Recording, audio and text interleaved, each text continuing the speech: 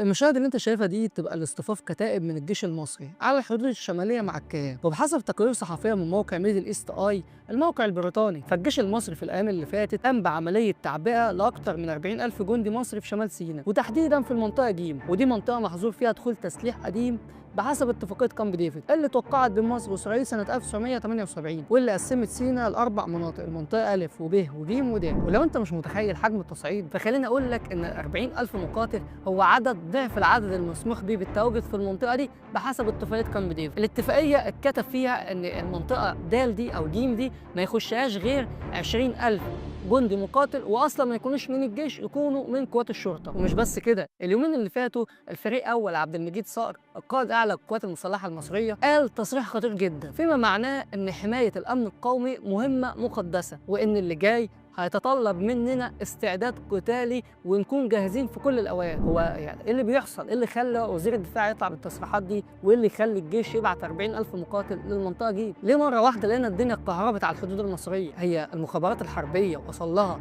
تهديد هيحصل الفتره الجايه على الحدود بين مصر واسرائيل؟ وتفتكروا ولاد العم اللي بقالنا معاهم اكتر من 50 سنه في معاهده سلام ممكن يخلوا بالاتفاق؟ طب لو فعلا هيعملوا كده، ايه الحاجات اللي مصر بتجهزها عشان تمنع الكارثه دي؟ ده اللي هنلخصه مع بعض في حلقه النهارده من الخلاصه.